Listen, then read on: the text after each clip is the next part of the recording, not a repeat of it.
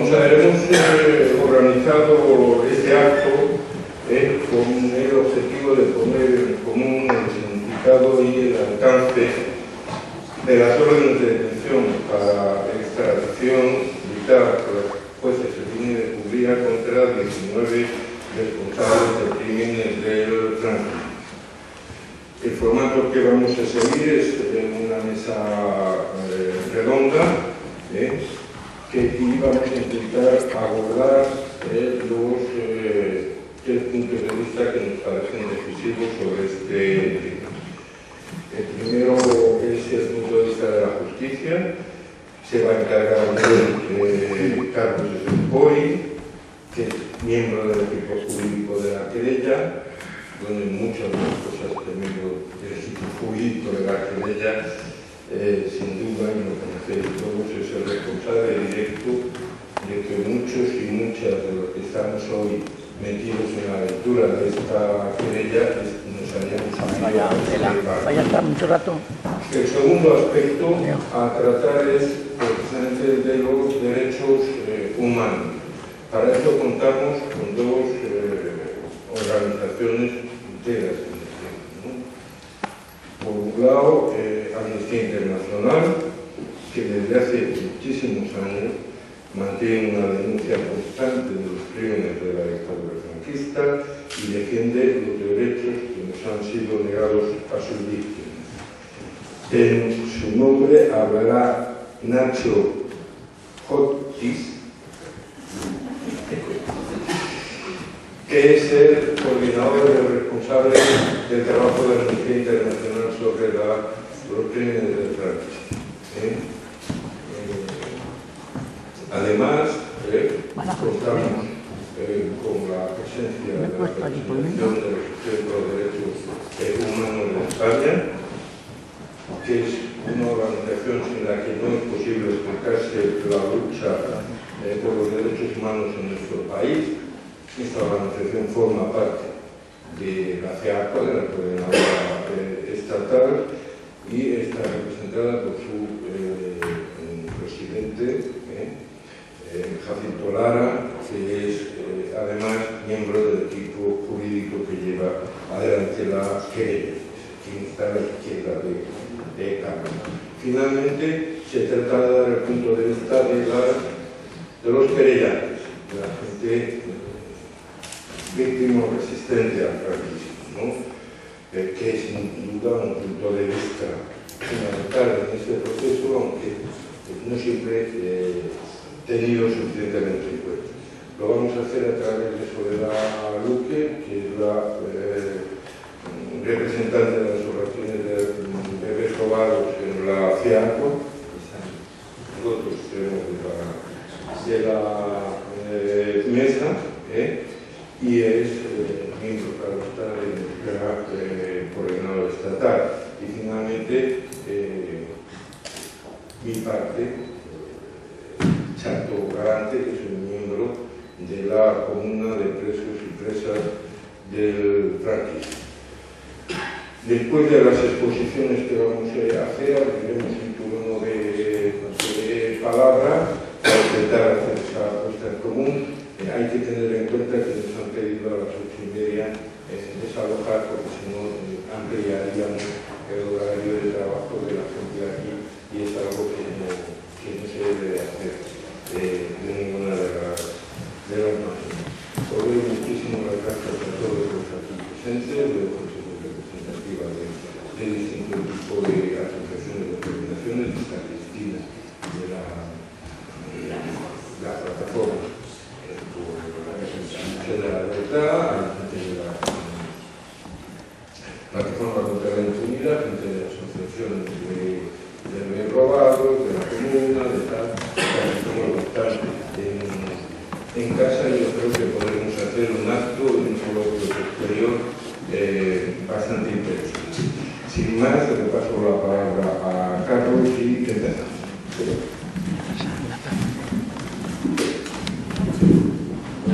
Buenas tardes. Bueno, nos han dicho que tenemos 10 minutos cada uno, como comprenderán. 10 minutos es muy difícil decir cosas exhaustivas.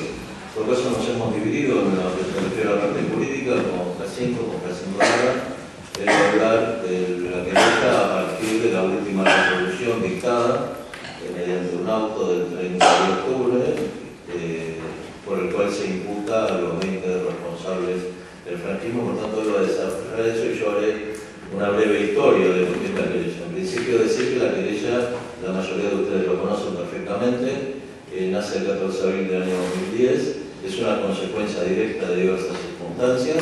Una de que acá se impidió la investigación que llevaba adelante Garzón y además se lo procesó.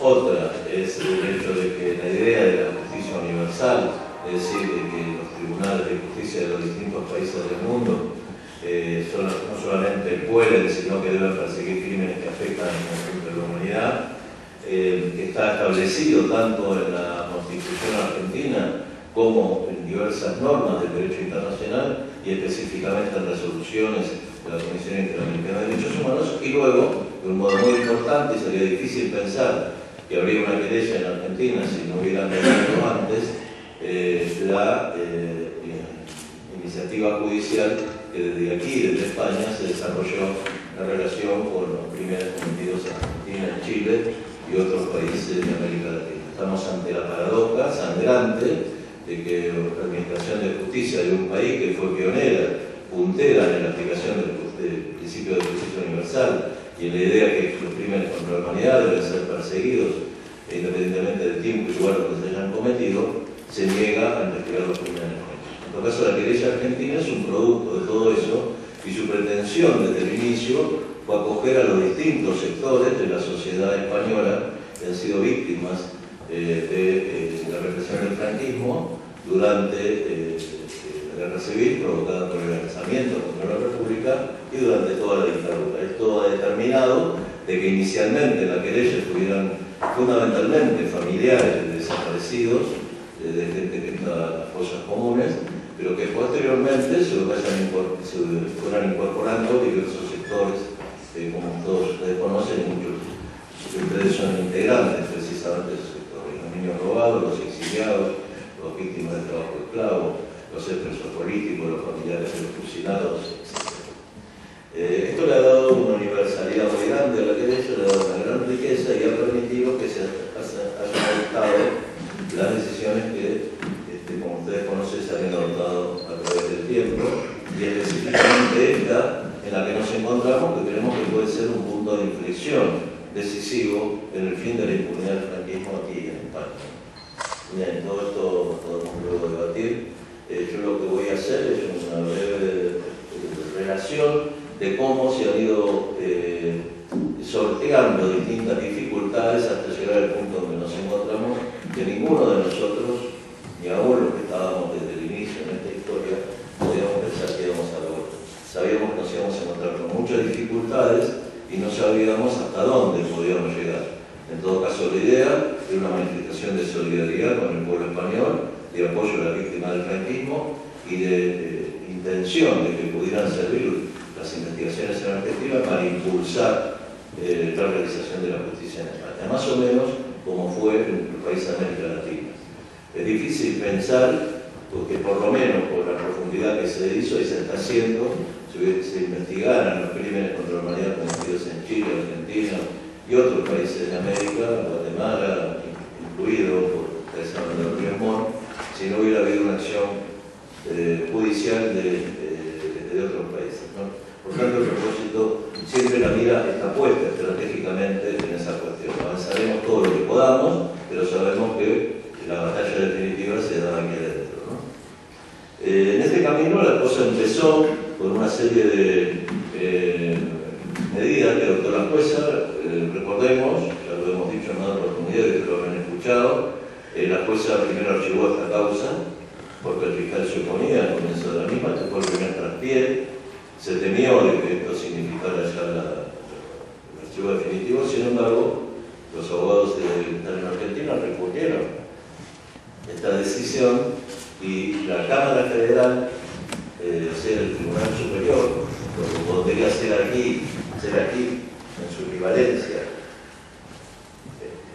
la Sala de lo Penal de la Audiencia Nacional, ordenó la reapertura del procedimiento. Esto es muy importante, porque la jueza se habla muchas veces, como se hablaba de Garzón en su momento, de que la jueza es una jueza estrella, que lo que tiene protagonismo, y lo que se oculta, como se ocultaba en el caso de Garzón, es que sus decisiones, en este caso es peor, porque Garzón desde el primer momento quiso investigar e investigó los crímenes cometidos en Argentina y en Chile.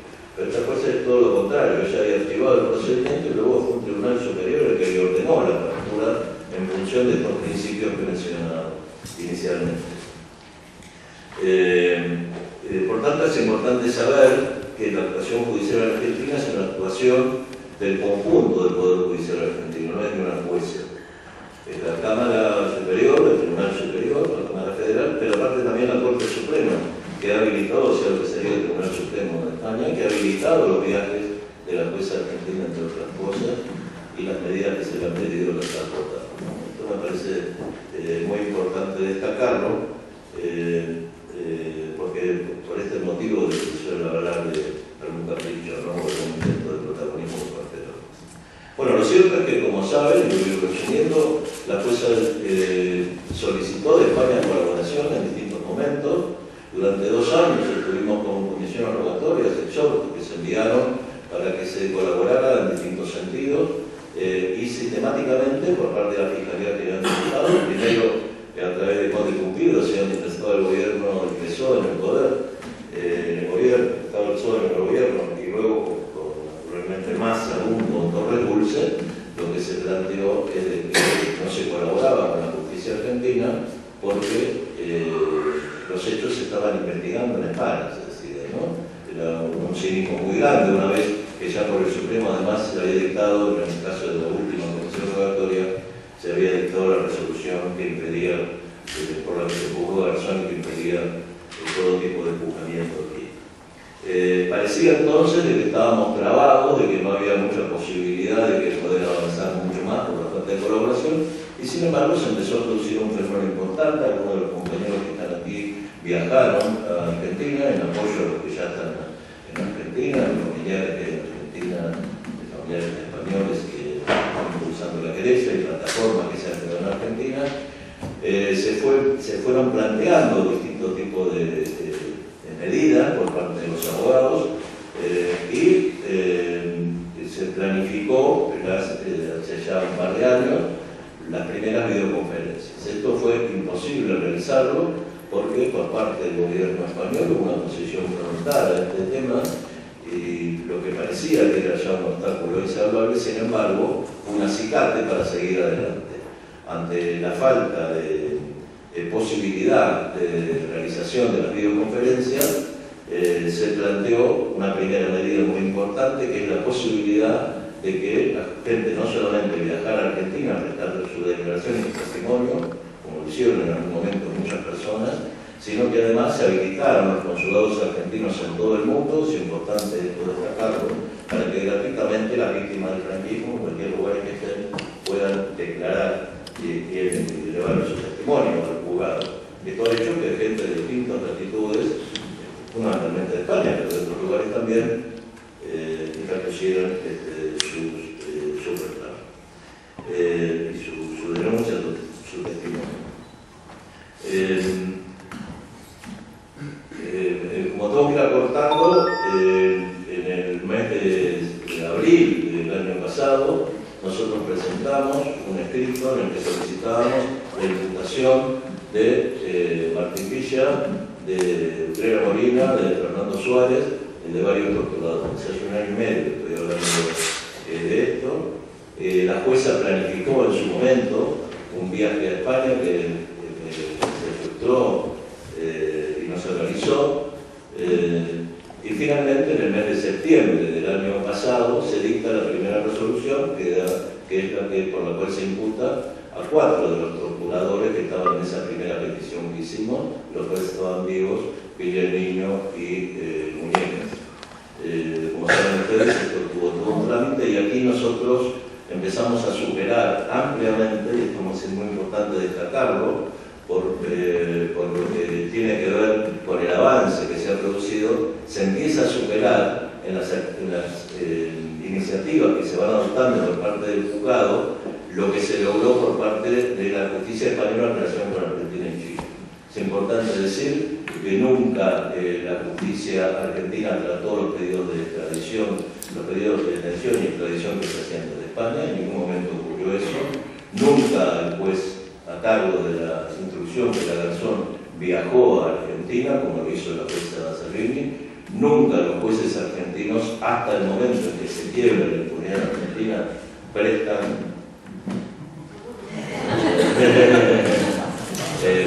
colaboración. Hubo incluso un decreto por parte del gobierno argentino, el gobierno de Menem en su momento, para que no se prestara ningún tipo de colaboración con la justicia española. Estaba prohibido que entraran siquiera las condiciones rogatorias. Fíjense la diferencia, fíjense lo que hemos logrado, lo que se ha logrado a través de la presión social, de la legitimidad de este procedimiento.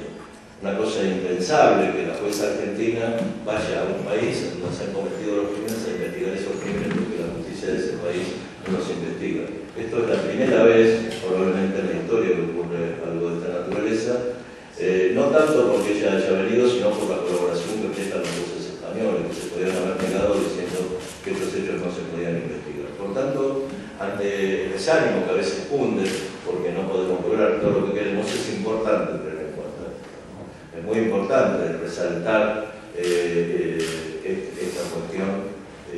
Por un lado, que ya habitó la jueza, que los jueces españoles en distintos lugares en el País Vasco, en Andalucía, en Madrid, hayan prestado su colaboración, que en otros lugares se hayan enviado exhortos y luego los jueces hayan tomado declaraciones, que la jueza haya enviado solicitudes de exhumación de cuerpos y que se saquen muestras de ADN. Todo esto es una conquista muy importante y es un avance muy importante de la violencia. Y lo que es más importante todavía, que el gobierno español se negaba sistemáticamente a la colaboración y sin embargo se ha visto obligado, dada la legitimidad de esta causa, a aceptar una serie de circunstancias importantes.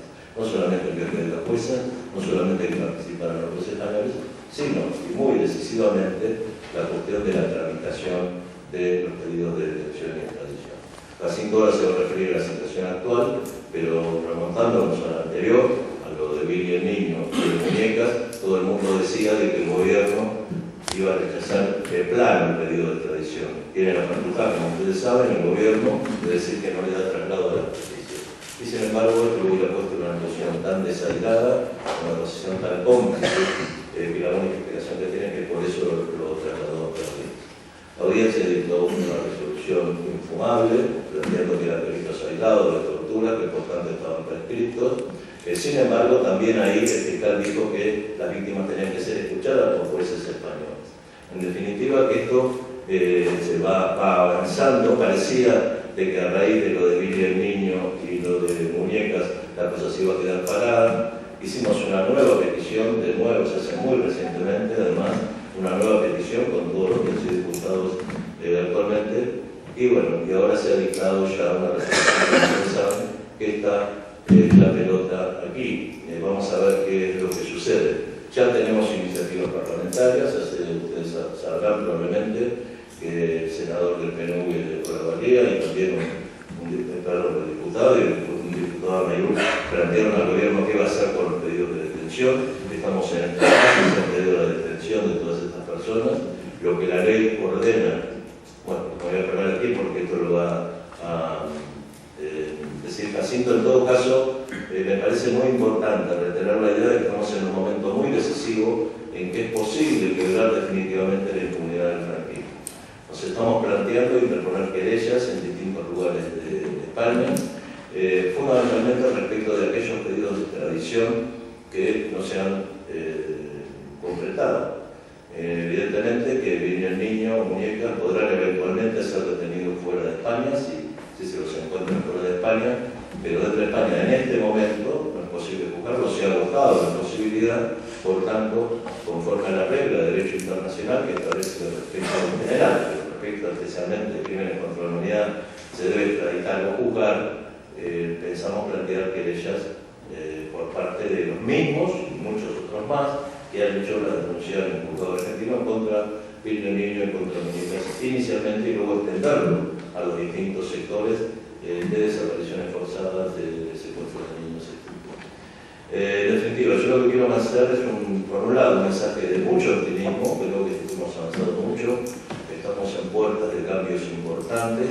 Creo que se ha creado toda una conciencia que no existía. Esto es producto de un proceso histórico, obviamente de que la querella argentina es un instrumento más, hay muchos otros, la Comisión por la Verdad es otro, los trabajos que están haciendo las Naciones por la Memoria es otra cuestión sumamente importante. Van convergiendo una serie de iniciativas y finalmente el tema de las resoluciones de las Naciones Unidas, de las múltiples comisiones, prácticamente todas las comisiones que tienen que ver con derechos humanos de las Naciones Unidas se han expedido en contra de la impunidad argentina. ¿Qué es lo que falta? Que hablemos de legitimación de la impunidad. Esto tiene que ver con iniciativas de golpear puertas en las Naciones Unidas, en el Parlamento, en la justicia de otros países, etc. Se está hablando de la posibilidad de abrir otros procedimientos, pero tiene que ver fundamentalmente con tomar medidas potentes por parte del movimiento social, memorialístico, de los distintos sectores afectados por el franquismo. Creo que nuestro debate debe ser qué hacemos nosotros para acelerar ese momento a través de actividades de sociales, de impulso, de presión, etc. Bueno, ya tengo 0 minutos. Bueno, 0 minutos significa que tengo que dejar. Bueno, nada, ya seguimos. Gracias.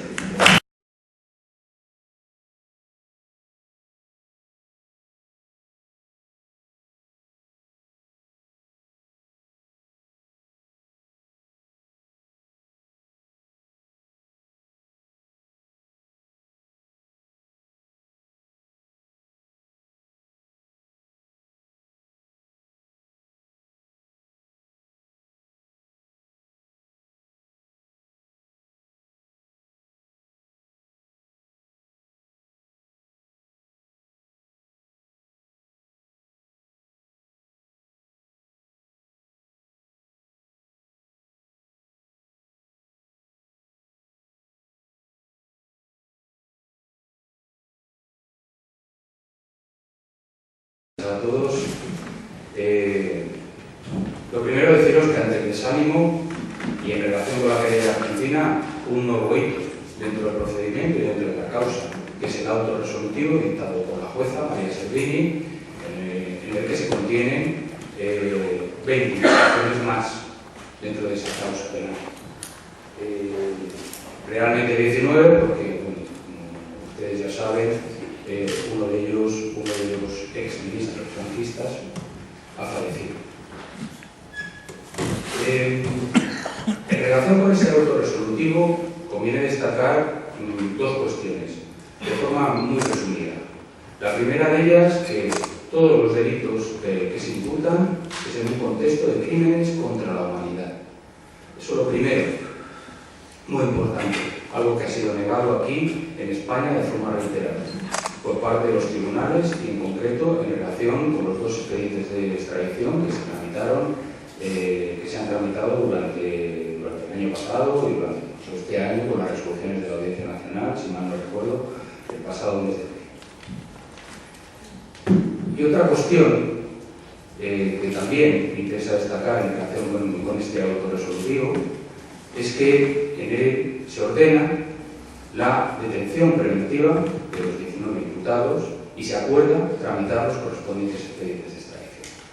En relación con las órdenes de detención preventiva, a principios de este mes de noviembre, Interpol, la sección de Interpol de Argentina, comunicó a la sección de Interpol de España que se procediera a la ejecución de esas órdenes de detención.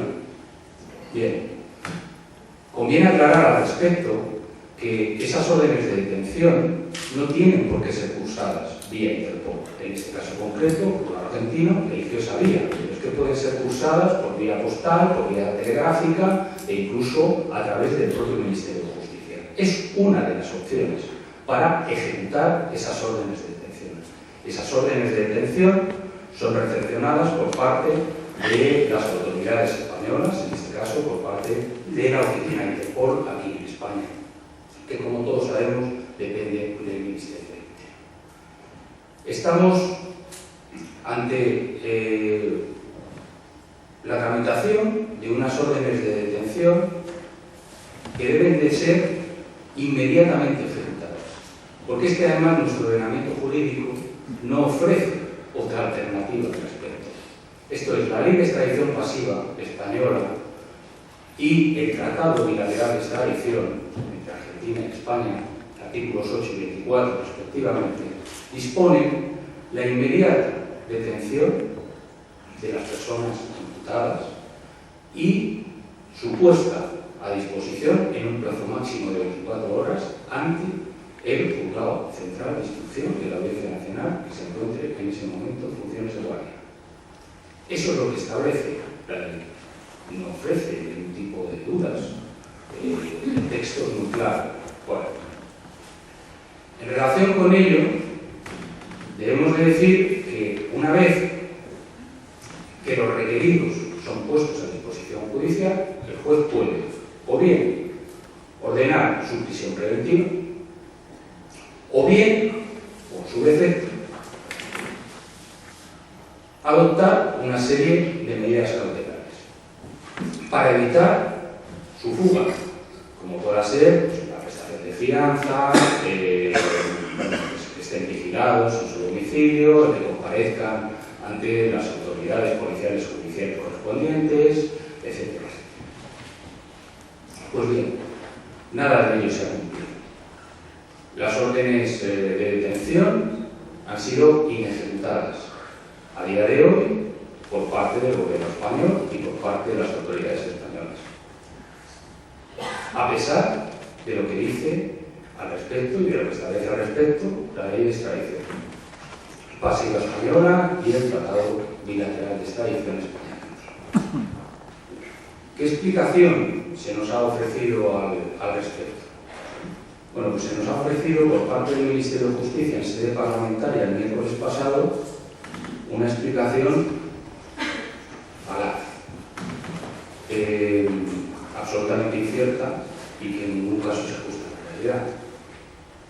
Se nos está diciendo que por parte de la Secretaría General de Interpol se han dejado sin efecto esas órdenes de detención, algo que resulta absolutamente imposible. La Secretaría General de Interpol carece de competencia alguna para poder anular unas órdenes de detención. ¿Desde cuándo, desde cualquier instancia de carácter policial, se pueden dejar sin efecto el contenido de una resolución judicial? Eso es imposible, jurídicamente, al menos en un Estado de Derecho. Es al contrario. Las instancias policiales se subordinan a lo que disponen las instancias judiciales, que en este caso concreto pues no se está cumpliendo con lo acordado, en este caso por parte de la jueza argentina, durante la tramitación de un procedimiento, no olvidemos, en la aplicación del principio de justicia universal. Por otra parte, el ministro del Interior también ha hecho unas manifestaciones cuanto menos sorprendentes en relación con estas órdenes de detención. Hace unos días manifestó que aquí no habían llegado, que aquí no se habían recepcionado esas órdenes de detención, que se trataba única y exclusivamente de unas simples diligencias migratorias, cuando además había, nosotros tenemos lógicamente constancia documental de que efectivamente esas órdenes de detención han sido cursadas a las autoridades españolas y además los medios de comunicación habían publicado la comunicación por parte de Interpol al propio juzgado argentino. Con lo cual nos encontramos ante una situación que podemos calificar dentro del marco y del contexto de un Estado de Derecho insólita. Insólita porque por parte de un gobierno existe una voluntad rebelde en relación con el cumplimiento de una resolución judicial en base a una supuesta decisión adoptada por la Secretaría General de una instancia policial. Pero esto, como vamos a ver, pero ¿qué explicación podemos ofrecer mínimamente razonable en relación con esta cuestión? Es imposible. Es imposible. Me quedan 5 minutos. Me queda mucho todavía. Bueno, y en este impasse estamos, porque la cuestión es que esas órdenes de detención tienen y deben de ser ejecutadas. ¿Qué pasa con los pedidos de extradición? Bueno, los pedidos de extradición deben de ser cursados igualmente por parte de las autoridades argentinas a las autoridades españolas. Se puede hacer o bien por vía diplomática o bien a través del Ministerio de Justicia. Si se hace por vía diplomática, a través del Ministerio de Asuntos Exteriores. Una vez que esos expedientes de extradición se recepcionan, el ministro de Justicia tiene que llevar una propuesta al Consejo de Ministros. Una propuesta en la que se debe pronunciar en relación con si efectivamente se judicializa ese expediente de extradición o se deniega de plano la extradición. Ese es el pronunciamiento que debe realizar al respecto el Consejo de Ministros. Si decide denegar la extradición, bueno, pues debe comunicarlo a las autoridades argentinas y ese expediente de extradición, que tendría única y exclusivamente carácter gubernativo, se archivaría. Veremos qué es lo que sucede. Si decide que se judicializa, entonces dar traslado de esos expedientes de extradición a la Audiencia Nacional, al juzgado central correspondiente, que a su vez debe de citar a los imputados para que se pronuncien respecto a si aceptan o no ser extraditados. Como previsiblemente dirán que no, bueno, a excepción de Martín Villa. Quizá Martín Villa, como está últimamente muy motivado, dirá que sí, que acepta la extradición. Bueno, la cuestión es que, como previsiblemente dirán que no todos, entonces el juez central de instrucción tiene que llevar a la sala de lo penal de la Audiencia Nacional los expedientes de extradición para que la sala de lo penal, previa celebración de vista pública, decida finalmente en sede judicial si se extradita o no a los requeridos. Si decidiera que sí, volvería otra vez a pasar el expediente de extradición al Consejo de Ministros, que tendría la última palabra en relación con toda esta cuestión. Si dijera que no, pues el expediente de extradición finalizaría en la propia audiencia. La cuestión es muy clara y evidentemente ese es el título de la jornada. Contra las ocupas es un principio básico de derecho internacional. Sea cual sea el resultado de los expedientes de extradición, es evidente que el Estado español tiene obligaciones contraídas al respecto, bien en un sentido o bien en otro. Esas obligaciones están para cumplirlas, como he dicho anteriormente, en el marco de un Estado de Derecho. Termino. Muchas gracias. Tenemos poco tiempo y después, en cualquier caso, vamos a tener más tiempo cuando vayamos a las preguntas. A mí lo que me interesaba en la breve presentación es hacer mención a dos cosas, ¿no? O a dos grandes temas. Por un lado es cuál es la situación de las investigaciones de los crímenes cometidos durante la guerra civil y el franquismo en España, que allá somos... o sea, qué investigaciones hemos hecho de la amnistía, cómo vemos otra situación. Y en segundo lugar, y sobre todo, me quería centrar en los mecanismos de Naciones Unidas, que durante el año 2014 y durante el año 2015 han estado pasando y sucederán muchas cosas vinculadas a los temas de los crímenes cometidos durante la guerra civil y el franquismo, que creo que es muy importante que todos sepamos qué oportunidades hay y qué avances se han dado, ¿no? Porque un poco en línea de lo que comentaba Carlos y también Jacinto, se han dado ciertos avances, son pocos y de a poco, pero se han dado unos avances que creo que son importantes y que me parece que vale la pena mencionar. Entonces, mira, en relación a lo primero, simplemente mencionar que sabemos, ¿no? Que digamos, se habría que poner un título a mi presentación, es España no investiga ni tiene que investigar. Y simplemente quería hacer mención a lo siguiente: nosotros hemos hecho una investigación donde hemos visto todas las causas abiertas luego del llamado caso Garzón, cuando él recibió las denuncias de más de 114.000 desapariciones forzadas y dijo: yo no soy competente, pasan los juzgados territoriales. Hemos investigado qué ha pasado con todas esas investigaciones. Entonces, esos 114.000 casos, para decirlo rápidamente, después si quieren entramos en detalle, hemos visto que se han repartido en 47 juzgados territoriales. 47. Nosotros, de Amnistía Internacional, hemos tenido acceso a 38. O sea, de 47 tenemos acceso a 38. ¿Cuántos creen que fueron archivados esos 38? Los 38. ¿sí? Y nosotros hemos podido documentar y hemos contratado. Todas las investigaciones abiertas que nosotros hemos tenido acceso han sido archivadas aquí. Y decimos, esa es la parte de la presentación de que España no investiga, pero también no deja investigar. ¿Por qué decimos esto?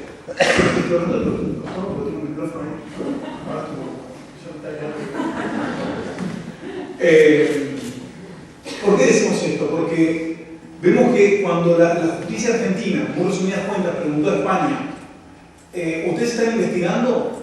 España dio a entender que sí, que estaban investigando, y dio un listado, de hecho, de casos, diciendo, bueno, este caso está abierto, nosotros sabíamos que estaba cerrado, este caso todavía no se abrió y era incorrecto.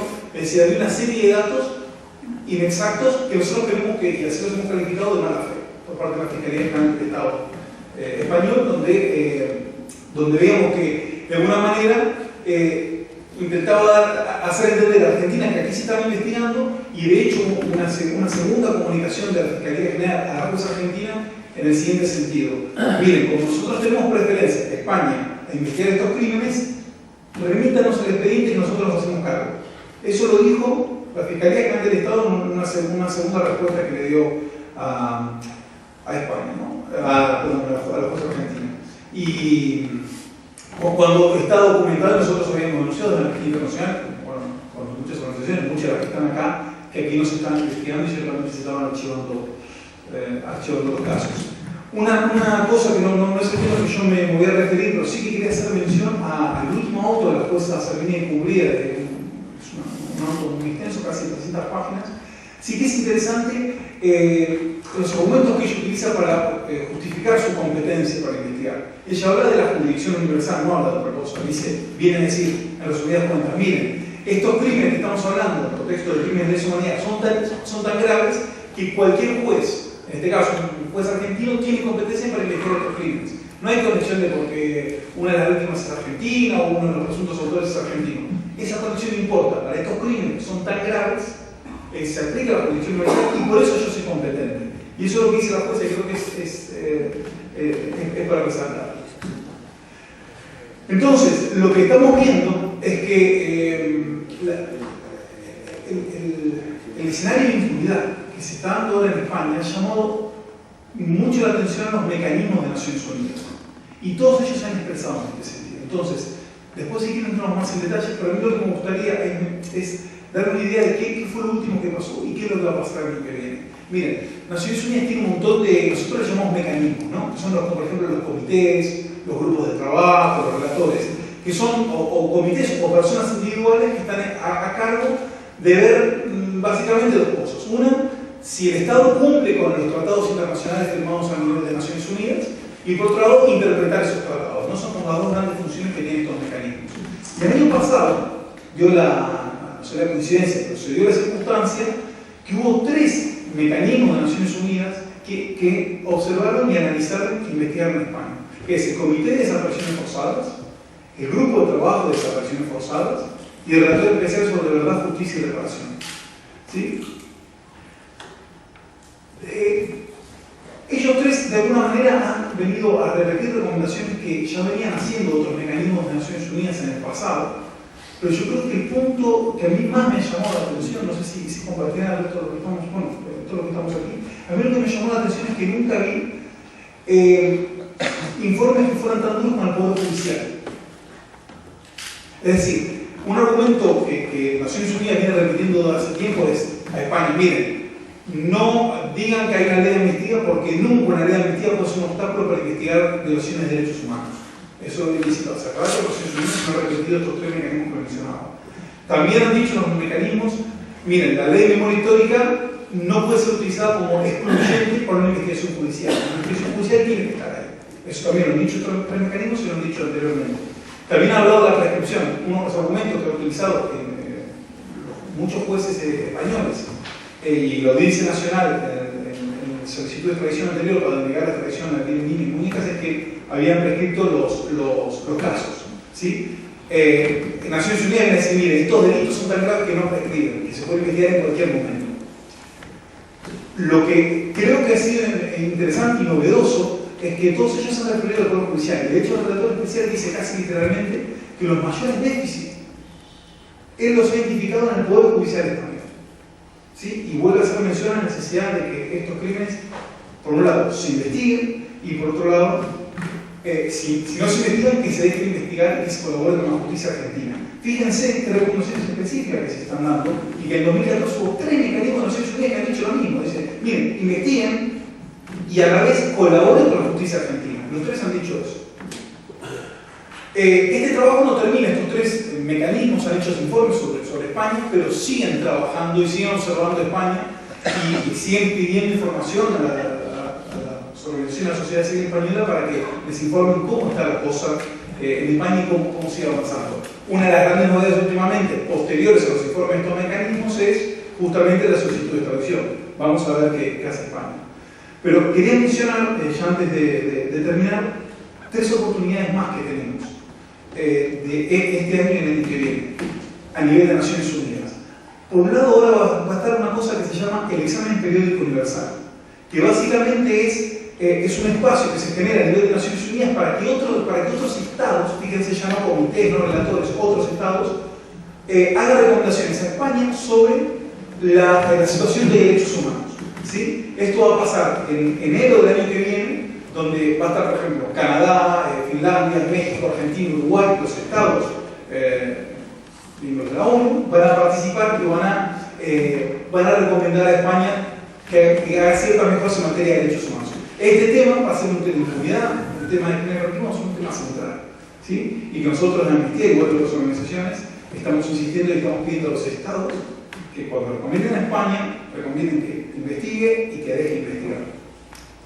Y después hay 2 mecanismos más que van a hablar sobre España el año que viene, que es el Comité contra la Tortura, que es el encargado de vigilar si se cumple con la Convención contra la Tortura, y el Comité de Derechos Humanos, que es el encargado de vigilar si se cumple el Pacto de Derechos Civiles y Políticos. Esos 2 comités el año que viene van a investigar a España, van a analizar a España y van a sacar informes sobre España, donde esperamos y seguramente van a volver a insistir en la necesidad de hacer estas investigaciones. Miren, la pregunta es, ¿no?, que la que me hago yo también, ¿sirve para algo todas estas recomendaciones de Naciones Unidas?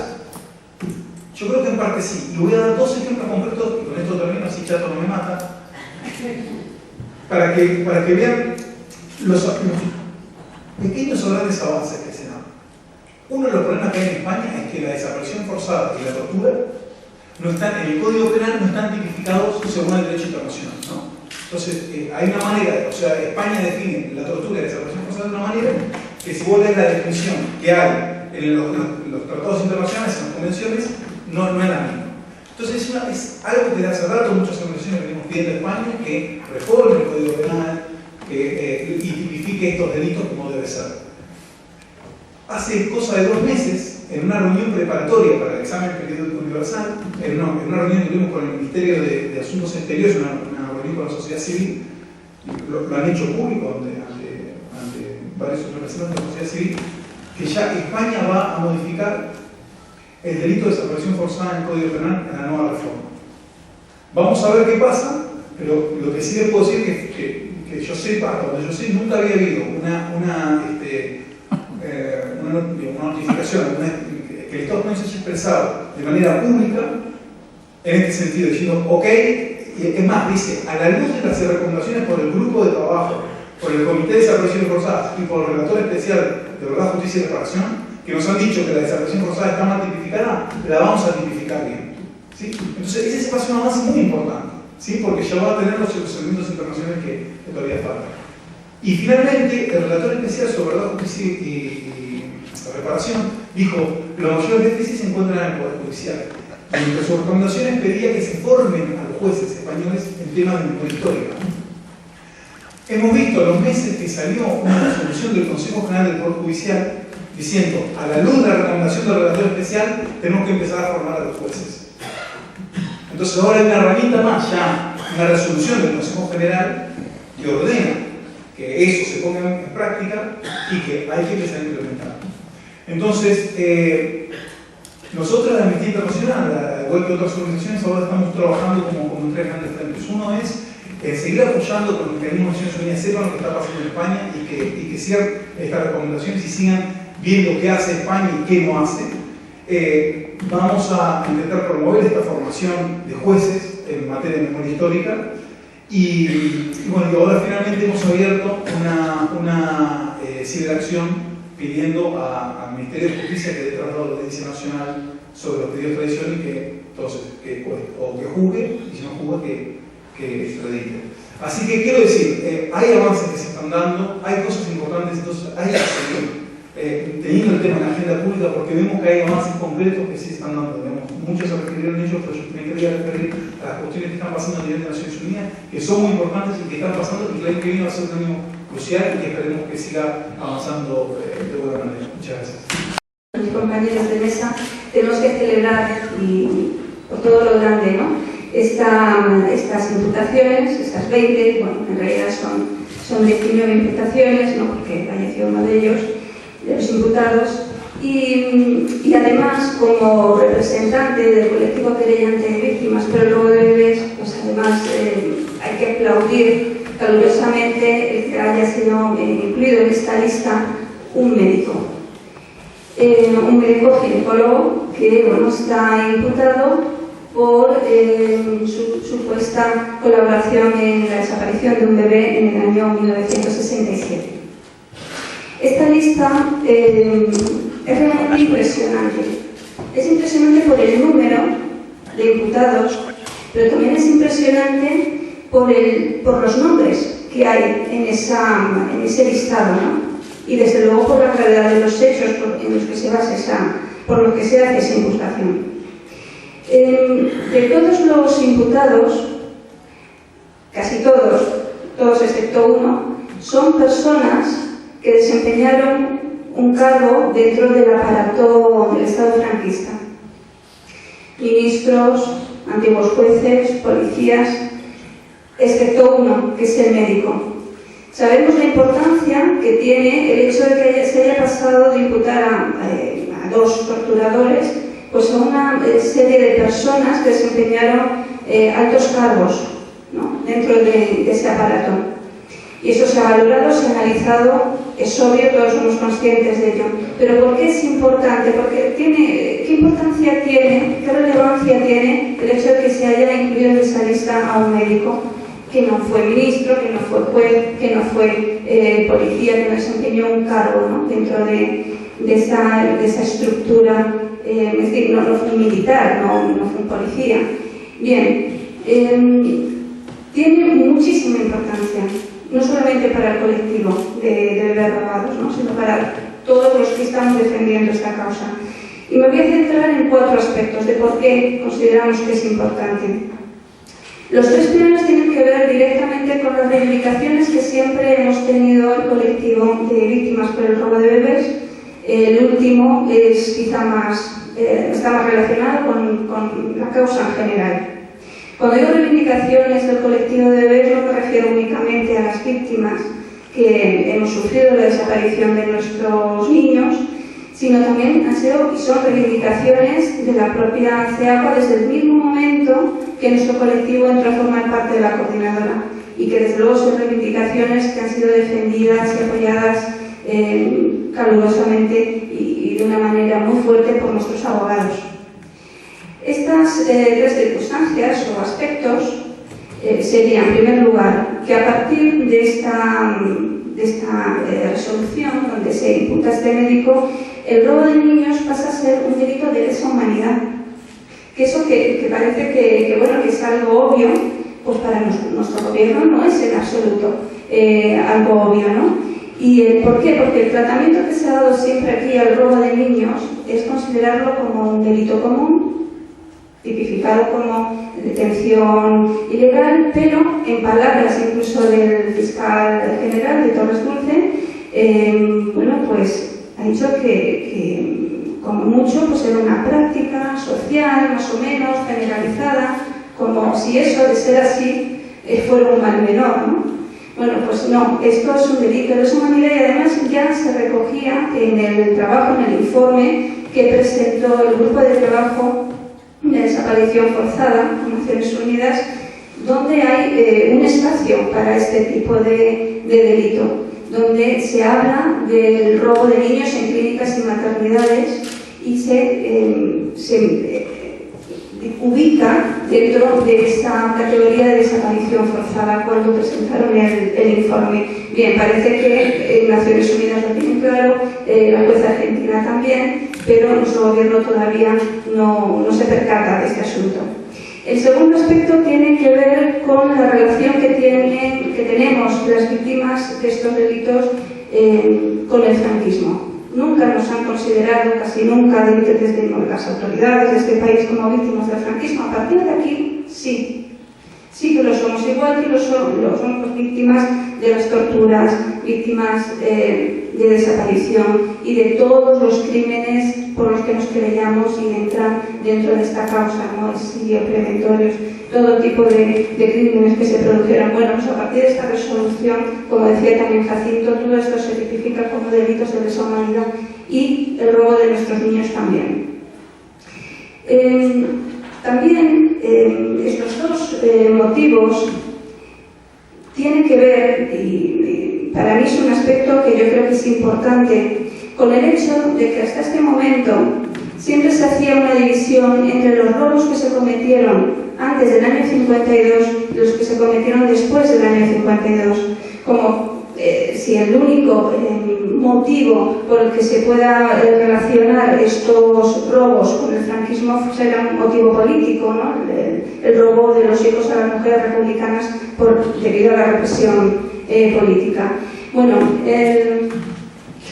los motivos no solamente son políticos, ¿no? También son ideológicos, económicos, los delitos que se cometen en nombre de la moral, de la religión, de las buenas costumbres.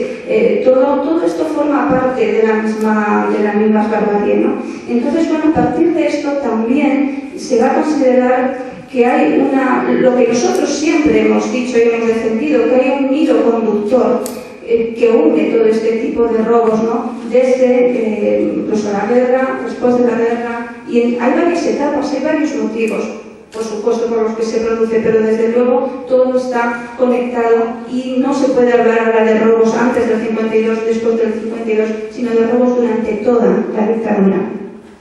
El último aspecto tiene que ver con que el hecho de que sea un médico el que complete la lista de los imputados, para nosotros es realmente muy significativo. Ya digo que no fue ni ministro, ni policía, ni juez. Bueno, esto tiene que ver con el hecho de que nosotros siempre decimos que la querella no es contra unos torturadores, ni siquiera es contra altos cargos de la dictadura, sino que es contra toda la dictadura, es decir, contra aquellos que ejercieron crímenes amparándose en esa pestilente esencia de la dictadura que fue la impunidad, contra aquellos que permitieron que se pudiera crear un sistema donde esa impunidad podía llegar hasta cualquier rincón donde hubiera una figura de autoridad, y aquellos que también formaron una sociedad corrupta donde unos cuantos poderosos ejercían el poder contra los sectores más desfavorecidos de la sociedad. Es decir, contra eso nos querellamos, contra la impunidad y contra los miserables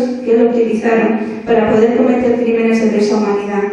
Y aquí termino diciendo que esos crímenes de lesa humanidad son delitos donde la acción y la pena son imprescriptibles y sus responsables están sujetos a persecución a través de la aplicación del principio de jurisdicción universal. Pues que así sea y que la justicia actúe, es decir, que los extraditen o que los juzguen aquí.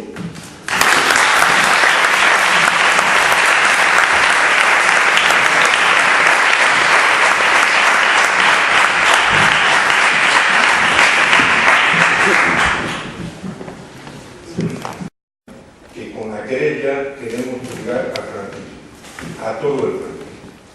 Me explico. Con las primeras imputaciones de Belia Niño y de Muñecas, la orientación que dieron todos los medios de comunicación es que la querella trataba de juzgar a torturadores del franquismo, o en cualquier caso lo presentaron como hechos puntuales. Con el tipo de personajes que hoy hemos imputado y con la enormidad de los delitos que han cometido esos sujetos, hoy ya nadie puede hablar de delitos parciales ni de aspectos puntuales. Hoy hemos puesto encima de la mesa ministros, de jueces militares, de guardias civiles, de policías nacionales, de miembros de la Liga Político-Social y de un médico capaz de robar a niños. Esto empieza a dar una idea de lo que fue aquella atrocidad. Y esa es nuestra intención, seguir profundizando para conseguir un retrato cada vez más perfecto de lo que fue aquello, y por eso seguiremos impulsando. La segunda cosa relacionada con este tema de juzgar el franquismo, hemos extendido los sitios de donde hemos empezado a hacer imputaciones. Aparecen gente imputada a partir de hechos en Asturias, en Aragón, en Andalucía, en Cataluña, en Euskal Herria, en Madrid. Nuestra intención es seguir por ahí, porque queremos dar la imagen real, que es que en este país no hay un solo pueblo sin víctimas de la dictadura. En tercer lugar, queremos dar una idea de la extensión de aquel baño de sangre. Y por eso planteamos que desde el inicio, desde la sublevación militar hasta la muerte del dictador, mataron y siguieron cometiendo crímenes de lesa humanidad. Y la mejor prueba de ello es el asesinato de nuestros compañeros afusilados en septiembre de 1975 por un dictador moribundo. Queremos entonces juzgar al franquismo, juzgar a todo el franquismo por todos los crímenes que cometió en todo el Estado y durante toda la dictadura. Esa era la primera reflexión. La segunda es que la querella no es un proceso relacionado con la memoria histórica, o al menos no fundamentalmente con la memoria histórica. Es un proceso vivo, actual, operativo hoy. En primer lugar, porque para vergüenza de todos los gobiernos de esta democracia, esos crímenes siguen funcionando hoy. Hoy siguen las fosas con cadáveres. Hoy siguen los niños que han perdido su identidad y sus familias a las que se les han robado. Hoy los presos tenemos que seguir soportando una condena que no ha sido anulada. Y exactamente igual que eso, siguen vivas y funcionando las condecoraciones y los honores de la gente que nos torturó. Y las recomendaciones y los puestos de los ministros que mandaron ejecutar gente. Y siguen los Martín Villa en la Real Academia de las Ciencias Morales y Políticas. Y él y un buen montón de ministros de los que imputamos. Y los que no están en esa Real Academia de Ciencias Morales y Políticas están en la Fundación Francisco Franco. Siguen estando porque esa fundación sigue existiendo. El segundo aspecto relacionado con esto es que cuando pedimos extradiciones, estamos pidiendo a las instituciones, a las organizaciones y al conjunto de la sociedad que se pronuncien sobre un derecho humano básico para nosotros, que sobre nuestro derecho a la justicia. Y lo estamos pidiendo hoy, no para la memoria, para lo que está pasando hoy. Y queremos que hoy se extraditen a esos criminales. El tercero, porque esas órdenes de detención y extradición están poniendo en cuestión resoluciones tomadas por los más importantes tribunales de este país, que son manifiestamente contrarias a los derechos humanos, al derecho internacional y a cualquier concepto de derecho. Y eso no hace 50 años. Esas resoluciones se tomaron hace pocos años y hoy siguen funcionando. Y queremos que hoy se anulen para que hoy puedan ser extraditados esos criminales. Por tanto, no estamos fundamentalmente hablando de memoria histórica. Estamos hablando de los derechos nuestros y de toda la sociedad hoy. Tercero y último, creo que lo mismo es. La querella es un proceso que sin duda impulsamos quienes nos estamos querellando, pero es un proceso que afecta al conjunto de la sociedad. En primer lugar, porque es el conjunto de la sociedad el que está pagando y a qué precio lo que supuso, a qué precio en cuanto a la calidad democrática de nuestra sociedad, lo que supuso la falta de una ruptura democrática con el franquismo. Una ruptura que, siguiendo las resoluciones de los organismos internacionales de seguridad, principios como verdad, justicia y reparación de las víctimas, pero no solo para las víctimas. Esa verdad y esa justicia es tan necesaria para nuestra sociedad como para nosotros mismos.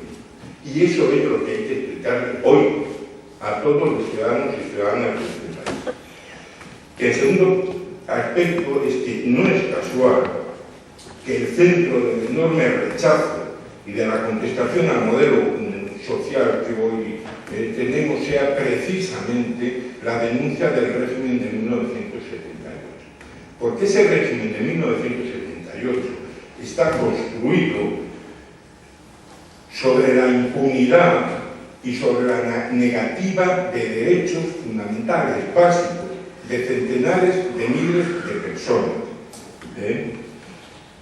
Hoy, como nunca, tenemos la oportunidad de explicar que ese cambio de régimen que hoy se está planteando tiene una asignatura previa, y esa asignatura previa es juzgar al franquismo. Sin esa asignatura previa aprobada, este país no cambiará. No cambiará en el sentido de la democracia profunda y del cambio de régimen que hoy la gente en la calle está exigiendo. Y estamos convencidos que conseguiremos que se juzgue a esa dictadura, a aquel horror, estaremos juzgándola cuando el conjunto de la sociedad asuma esa asignatura previa, esa necesidad previa de cubrir esa función. En tercer lugar, pedimos esas extradiciones porque queremos que sean juzgados los delitos de lesa humanidad y que sus autores sean condenados, porque deben de pasar a la historia como lo que fueron, criminales fascistas. Ese es nuestra intención. Esto ya es un proceso irreversible, es una cuestión de tiempo, y no de mucho tiempo. El problema es que cuanto más tiempo pasa sin hacerse justicia, mayor será el clamor, mayor será la indignación de la gente por ello, pero también mayor será la culpa de quienes nos han intentado ningunear y silenciar e ignorar durante todos estos años. Y se pongan como se pongan, los ganaremos y les juzgaremos.